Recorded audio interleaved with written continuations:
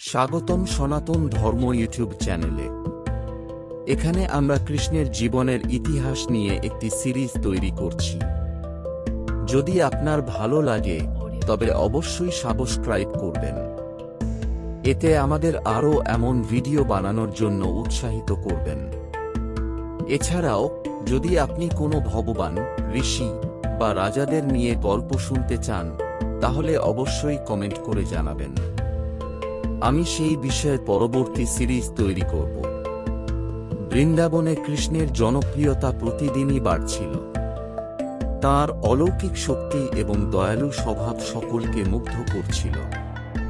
কিন্তু ইন্দ্র দেবরাজ হিসেবে নিজের গর্বে আঘাত পেলেন যখন বৃন্দাবনের মানুষরা বর্ষাকালে তাঁর পূজা বন্ধ করে কৃষ্ণের পরামর্শ অনুযায়ী গোবর্ধন পর্বতের পূজা শুরু করল। ইন্দ্র রেগে গিয়ে সিদ্ধান্ত নিলেন তিনি ঝড় ও প্রবল বৃষ্টির মাধ্যমে বৃন্দাবনকে ধ্বংস করবেন। ইন্দ্রের রোষে আকাশ কালো মেঘে ঢেকে গেল, বজ্রপাত শুরু হল, আর ভয়ঙ্কর বৃষ্টিতে বৃন্দাবনের মানুষ এবং প্রাণীরা আতঙ্কিত হয়ে পড়ল। সেই মুহূর্তে কৃষ্ণ তাঁদের রক্ষা করতে দৃঢ় সংকল্পবদ্ধ হলেন। তিনি নিজের ছোট্ট হাত দিয়ে গোবর্ধন পর্বতটি তুলে ধরলেন, আর তা দিয়ে বৃন্দাবনের মানুষ এবং পশুরা আশ্রয় পেল। 7 দিন ধরে কৃষ্ণ পর্বতটি ধরে রাখলেন, আর ইন্দ্রের সমস্ত প্রচেষ্টা ব্যর্থ হল।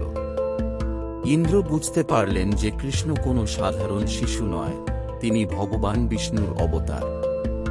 নিজের ভুল বুঝতে পেরে ইন্দ্র কৃষ্ণের কাছে ক্ষমা প্রার্থনা করলেন।